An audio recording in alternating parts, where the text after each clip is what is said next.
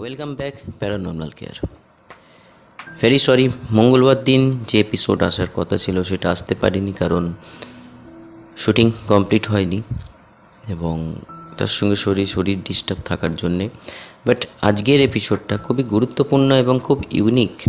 মানে আমি অনেক এপিসোড অন্যান্য চ্যানেলও আমি নিজেও শুনেছি, বাট এই ধরনের এপিসোড বা এই ধরনের ঘটনা আমি প্রথম শুনছি, হয়তো আপনারাও প্রথম শুনবেন।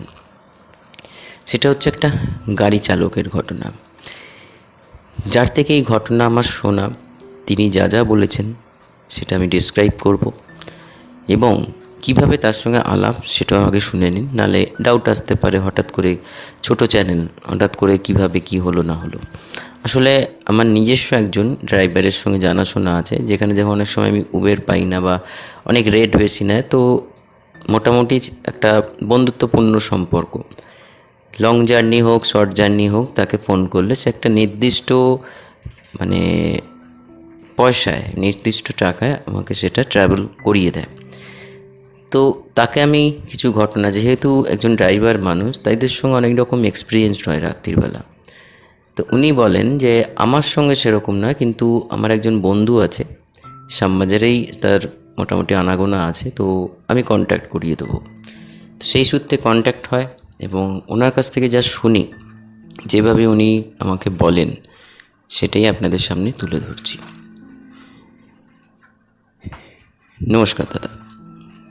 হ্যাঁ, আমার আপনার কথা বলেছে, তবে এই ঘটনাটা যেটা আমি আমার জীবনে শেয়ার করছি, এটা একটা অদ্ভুত, সত্যিকারের। আমি এখনও ভাবি, মাঝে মাঝেই ভাবি, শুধু আপনাকে বলছি বলে এই সময় নয়, মাঝে মাঝেই খেয়াল আসে যে যে কাজটা করেছিলাম সেই কাজটা যদি না করতাম তাহলে এই এক্সপিরিয়েন্সটা হতো না, বা আমি এখনও বেঁচে রয়েছি ঈশ্বরের বড় আশীর্বাদ। তখন আমি তাকে বলি যে আপনি খুলে এ টু জেড বলুন আমাকে, যে কী ঘটনার সম্মুখীন হয়েছিলেন। তখন উনি বলতে থাকেন, আসলে আমি গাড়ি চালাই শহরের মধ্যে এবং আমার পারমিট করা আছে, লং জার্নিও করি।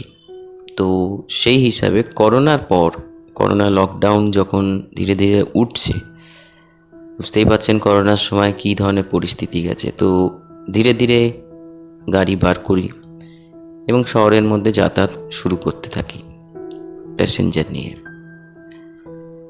এরকম যেতে যেতে 1 মাস মতন চলে যায় লকডাউন উঠে যাবার পরে। একদিন, আসলে আমি থাকি হচ্ছে সোদপুরে, সোদপুরেই আবার শ্যামবাজারের দিকেও আছি, শ্যামবাজার থেকে সোদপুর যে ডেলি প্যাসেঞ্জারি সেগুলো করি, ঘুরিয়ে ফিরিয়ে আমার সারাদিনে যে ইনকামটা হয় সেটা পুষিয়ে যায়। কিন্তু তখন লকডাউনের সময় যে হালত হয়ে গেছিলো গাড়ি না চালিয়ে, সেই জন্য চাইছিলাম যে একটা লং জার্নি পেলে, একটা দুটো লং জার্নি পেলে মোটামুটি একটা স্ট্যান্ড জায়গাটা কভার করে যাবে। তো যাই হোক, ঘটনায় ফিরে যাই। সোদপুরে একটা প্যাসেঞ্জার পাই যে তারা ব্যারাকপুর চিড়িয়া মোড় অবধি যাবে এবং আবার ব্যাকও করবে। তো মোটামুটি আমি ঠিক করি যে তখন রাত্রি 9:30 এরকম বাজে, 9টা থেকে 9:15 কি 9:30 হবে। আমি প্যাসেঞ্জারকে পিক করি, ব্যারাকপুর ড্রপ করি এবং উনি ড্রপ করে পর বলেন যে একটু দাঁড়াতে হবে, কিন্তু যখন শুরুতে বলেছিলেন তখন ওরকম ধরনের কিছু বলেনি, যে একটা জিনিস দেওয়ার পর আমি চলে আসবো। তো রাত হতে দেখে আমি বলি যে না, আমি দাঁড়াবো না, আমি চলে যাচ্ছি, আমাকে পেমেন্টটা করে দিন। তো ইহানো অবস্থায় উনি পেমেন্ট করে দেন এবং আমি যখন ব্যাক করি, ব্যারাকপুর চিড়িয়া মোড় পেরিয়ে যখন ধীরে ধীরে আমি আসছি, একটা লোক আমাকে হাত দেখায়। লোকটার বর্ণনা আমি একটু পরে দিচ্ছি। তো হাত দেখায় দাঁড়াতে, আমি দাঁড়াই। দাঁড়িয়ে উনি, আমার কাঁচটা তোলা ছিল, যেহেতু বৃষ্টি পড়ছিল, কাঁচ না ভাই, ওনার হাতে কোনো ছাতা ফাতা এরম ধরনের কোনো ছিল না কিছু। উনি আমি যখন কাঁচ নামাই, উনি বলেন যে আপনি লং জার্নি করেন? তো আমি বলি হ্যাঁ। তো আমাকে উনি তখন বলেন যে কাল সকালের মধ্যে, মর্নিংয়ের মধ্যে, 4টে 4:30 কি 5টার মধ্যে ওনাকে তারাপীঠ পৌঁছে দিতে হবে। আমি তখন নিজেই চিন্তা করি, একদিকে যেমন একটা আশার আলো দেখতে পাচ্ছিলাম যে একটা লং জার্নি নিয়ে পেলাম, কিন্তু একটা কোনো জায়গায় ডাউটও হচ্ছিল যে এত রাত্রিরে কোনো দিন, কারণ আমি প্রায় 7-8 বছর গাড়ি চালাচ্ছি, এত রাত্রিরে তারাপীঠে যাওয়ার কেউ এরকম ব্যাপার কিছু বলেনি। তো আমি সেই ক্ষেত্রে ওনাকে হ্যাঁ কিছু এদিক ওদিক ভাবতে ভাবতে হ্যাঁ বলে দিই। তো উনি তখন বলেন আপনার পারিশ্রমিক কী লাগবে। আমি তখন একটা অ্যামাউন্ট তাকে বলি এবং উনি রাজি হয়ে যান। তো যথারীতি বাড়ির লোকও জানে আমি লং জার্নি করি বলে, শহরের বাইরেও মাঝে মাঝে যাই। সেই ক্ষেত্রে আমি বাড়িতে ফোন করে দিই এবং বলি যে আমি পরের দিন ফিরছি, এবং বলেও দিই যে কোথায় যাচ্ছি আমি। ভদ্রলোক গাড়িতে এসে বসলেন। এবার ভদ্রলোকের বর্ণনাটা দিই। কালো লুঙ্গি, কালো জামা, মাথায় একটা ফেট্টি মতো লাল ফেট্টি, অদ্ভুত ধরনের গা দিয়ে একটা সুন্দর মানে একটা অদ্ভুত ধরনের স্মেল আসছিল। মানে অদ্ভুত স্মেল বলতে মানে আমি ঠিক বোঝাতে পারবো না আপনাকে, তবু এটা বলে রাখুন, ভেবে রাখুন যে হয় না যে শ্মশান ফশানে ধরুন ধূপ জ্বলে বা এরকম ধরনের কিছু এরকম ধরনের স্মেল, একটা ধূপের গন্ধ, ফুলের গন্ধ, ফলে মানে সব কিছু মিলিয়ে মিশিয়ে একটা স্মেল আসছিল ওনার গা থেকে। উনি যখন ভেতরে এসে বসলেন গাড়িতে, উনি ভেতরে ঢুকতেই আমাকে বললেন যে আপনি যে রুট দিয়ে যাবেন, যেরকম আমি বলবো সেই রুট দিয়ে একটু যেতে হবে। আর বলে উনি চুপ করে গেলেন। তো আমি রুট তো নর্মালি যে দিক দিয়ে যাবে যাবে রুট চিনি, তাছাড়া ম্যাপও ছিল মানে গুগল ম্যাপ। তো সেই হিসাব মতন আমি গাড়িটাকে ঘুরিয়ে ব্যারাকপুর এই দিক দিয়ে গিয়ে মানে যাত্রা শুরু করি। বেশ কিছুটা প্রায় 1-1.5 ঘন্টা পর, 1-1.5 ঘন্টা কি 1 ঘন্টা 15 মিনিট পর হঠাৎ করে উনি আমাকে বলেন, ডেকে না ডাইরেক্ট, মানে গায়ে হাত দিয়ে কিছু নয়, ডাইরেক্ট বলেন, এই ভাই একটু দাঁড়াও। তো আমি গাড়িটাকে সাইড করি। সাইড করার পর মানে লোকেশনটা বলি যে মোটামুটি অন্ধকার, টুকটাক গাড়ি যাতায়াত করছে, বৃষ্টি পড়ছে। তো আমি একটা ব্যাকলাইট অন করে আমি একটা জায়গায় গাড়িটাকে স্ট্যান্ড করি। উনি স্ট্যান্ড করার 2-3 মিনিট পরে বলল, চলো এবার। তো জিনিসটা বুঝতেও পারলাম না কেন দাঁড়াতে বললো, কী জন্যে, হয়তো আমি ভেবেছিলাম বাথরুম পেয়েছে নামবে, কিন্তু সেসব কিছু না করে হঠাৎ উনি বললেন চলো এবার। আমি চলছি, মানে হালকা করে একটা গান চালিয়েছিলাম। তো উনি আমাকে বললেন গানটাকে বন্ধ করে দাও। তো প্যাসেঞ্জারের কথা মোটামুটি গান বন্ধ করে আমি নিজের মনে চলছি, এবং আমি ওনাকে বলি যে পেট্রোল পাম্প পেলে আমাকে দাঁড়াতে হবে, পেট্রোল নিতে হবে। তো উনি কিছু মুখ দিয়ে উক্ত করেননি, মানে ব্যক্ত করেননি হ্যাঁ কি না, কোনো কিছুই বলেনি। তো আমি যথারীতি কিছুটা যাওয়ার পর একটা পেট্রোল পাম্প পাই, সেখানে গিয়ে নিয়ে উনি গাড়িতেই বসে থাকেন, না নিচে নামেন না কিছু। আমি আবার উঠে পড়ি। যখন গাড়িতে উঠছি,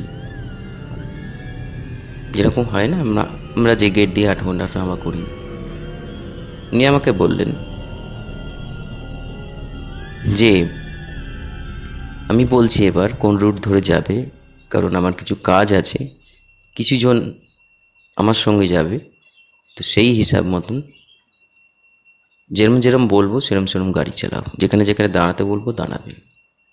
তো আমি জিনিসটাকে খুব ইজিভাবে নিই, হয়তো ভেবেছি যে কেউ হয়তো উঠবে, কেউ হয়তো আরও হয়তো 2-3 জন যাবে। তো আমি এটাই ভাবলাম আমার প্রাপ্য, আমি যেটা অ্যামাউন্টটা বলেছি উনি রাজি হয়ে গেছেন, সেটা বুঝে নিলেই আমার হয়ে যাবে, প্রফিটও থাকবে আর তেল খরচা উঠে যাবে। তো উনি গাড়ি চলতে থাকে, আমি চালাতে থাকি, এবং আবার কিছুটা যাওয়ার পর উনি আমাকে স্টপ করতে বলেন। স্টপ করে আমি যখন গাড়িকে সাইড করি, বৃষ্টি তখন পড়ছে, গাড়ির যাতায়াত যেহেতু রাত বাড়ছে গাড়ির যাতায়াতটা কমছে। তো যথারীতি আমি দাঁড়াই, গাড়িটাকে স্টপ করে সাইড করে। আবার 2-3 মিনিট পরে উনি বললেন চলো। তো আমি জিনিসটাকে বুঝতে পারলাম না। যেটা ভাবছে উনি, যেটা বললেন লোক কেউ যাবে এই করবে, আমিও তাই ভাবলাম। কিন্তু দাঁড়াতে বলছে, আগেও একবার দাঁড়াতে বললো তেল নেওয়ার আগে, পেট্রোল নেওয়ার আগে, এখানেও আবার দাঁড়াতে বলছে। ব্যাপারটা কি? আমি ওনাকে জিজ্ঞেস করি যে দাদা আপনি, কেউ কি আপনার সঙ্গে যাবে? তো আমাকে তো কেউ তো উঠছে না, কেউ তো আসছেও না, আপনি দাঁড়াতে বলছেন, আমি দাঁড়াচ্ছি। উনি হঠাৎ করে আমাকে উগ্রভাবে বলেন, গাড়ি চালাচ্ছ, গাড়ি চালাও, কারণ তুমি যে রাস্তায় চলছো আর কিছু করার নেই, তোমাকে শেষ গন্তব্যস্থলে গিয়েই পৌঁছতে হবে। সেই জন্য যেখানে যেখানে দাঁড়াতে বলবো দাঁড়াবে, তোমার পয়সা পেয়ে যাবে, টাকা পেয়ে যাবে, তোমাকে আর কিছু চিন্তা করতে হবে না। এরকম 2-3 বার স্টপ নেওয়ার পর উনি দাঁড়াতে বলে আমি দাঁড়াই, কোনো কিছু না ভেবেই গাড়ি চালিয়ে যাচ্ছি। রাত্রির মোটামুটি 12:30 বেজে গিয়ে 1টার দিকে চলছে ঘড়ির কাঁটা। বৃষ্টি মাঝে মাঝে কমছে, মাঝে মাঝে বাড়ছে। গাড়ি খুব কেয়ারফুলি চালাতে হচ্ছে, যেহেতু বৃষ্টি মাঝে মাঝে যখন নামছে প্রচণ্ড ঝমঝমিয়ে নামছে, সামনে কিছু দেখা যাচ্ছে না, সেই জন্যে কেয়ারফুলি গাড়ি চালাতে হচ্ছে। ঠিক এই রকম পরিস্থিতিতে হঠাৎ করে কিছু পচা গন্ধ আমার নাকে আসে। প্রথমে ভেবেছিলাম যে রাস্তার রোডে তো কিছু দেখা যাচ্ছে না বিশেষ কিছু, হয়তো কোনো ভাগার বা এরম সাইড দিয়ে যাচ্ছি ফলে এরকম আসছে। কিন্তু দেখছি যে গন্ধটা ঘনীভূত হচ্ছে, মানে ঘন হচ্ছে, যেমন মাংস পচে গেলে যেরকম গন্ধ হয়। আমি এইরকম এদিক ওদিক চিন্তা করতে করতে যে গন্ধটা কোথা থেকে আসছে, গন্ধটা কোথা থেকে আসছে ভাবতে ভাবতে পিছন দিকে চোখ তাকাই, আমার মিররের দিকে চোখ যায়। চোখ গিয়ে আমি আশাও করতে পারিনি যে, আমি তখন ভাবছি যে মানে সেই অবস্থাতে, সেই পরিস্থিতিতে আমি কি কোনো স্বপ্ন দেখছি? আমি কি কোনো, মানে আমার ডেথ হয়ে গেছে? মানে যাদের আমি দেখছি দাদা, মানে মিরর থেকে ভদ্রলোকের মুখ সম্পূর্ণ আলাদা যা আমি দেখেছিলাম। তার পাশে 2-3 জন বসে রয়েছে, কারণ মাথা ফেটে গেছে, রক্ত পড়ছে, বিভৎস বিমর্ষ মুখ জ্বলে গেছে, সেই সমস্ত মানে অদ্ভুত ধরনের। এবং যখন আমি ঘুরে তাকাই একটা মানুষ পর্যন্ত নেই, শুধু এই ভদ্রলোক ছাড়া। যখন আমি ঘুরে তাকাই ভদ্রলোক দিকে, যেরকম প্রথম অবস্থায় দেখি সেরকমই।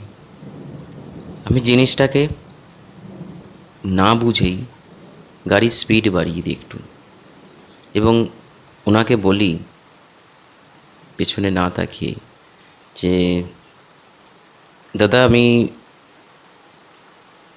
বলে কিছু বলতে পারি না, আমাকে কে যেন আটকে দেয় মুখে, এবং বারবার আমার চোখ যায় মিররের দিকে। আমি পিছন দিকে বসে দেখি যে ধীরে ধীরে গাড়ির ওয়েটও যেমন বাড়ছে এবং তার সঙ্গে সঙ্গে ফেসও বাড়ছে, মানে মুখ বাড়ছে। আগে দেখেছিলাম ওনাকে নিয়ে 3 জন, এখন দেখছি 4 জন, এবং প্রত্যেককেই একটা বিভৎস বিভৎস দাদা, মানে আমি ব্যাখ্যা করে বা আপনাকে ঠিক মতন বোঝাতে পারবো না। এমন অবস্থা, আমি একটা গাড়িতে গিয়ে একটা জায়গায় ব্রেক মারি এবং মানে গাড়িটাকে স্টপ করি এবং ওনার দিকে ঘুরে তাকাই। আমি স্পষ্ট জিজ্ঞেস করি দাদা কী হচ্ছে, ব্যাপারটা কী দেখছি আমি? আমি এখানেই স্টপ করলাম, আপনি নেমে যান, আমাকে টাকাও দিতে হবে না, কিছুই দিতে হবে না, আপনি প্লিজ নেমে যান, আমাকে ছেড়ে দিন। উনি হেসে বললেন ছাড়া তো যাবে না, যখন এতখানি এসছো সম্পূর্ণ যেতে হবে, তোমার কোনো ভয় নেই, তোমাকে কেউ মারবে না, এটা আমি কথা দিচ্ছি। কিন্তু হ্যাঁ, বেগরবাই করলে কি হবে তা আমি জানি না, আমাকে আমার গন্তব্যস্থলে পৌঁছতে হবে, এবং গন্তব্যস্থল অনেকটা দূর, গাড়ি চালাও চুপচাপ। সামনের দিকে তাকাই, সামনের দিকে তাকিয়ে দেখি ঠিক গাড়ির হেডলাইট জ্বলছিল, হেডলাইট বন্ধ করিনি, একজন অশরীরীর মতন, মানে বেঁধেই আত্মাই উনি ওখানে দাঁড়িয়ে রয়েছেন।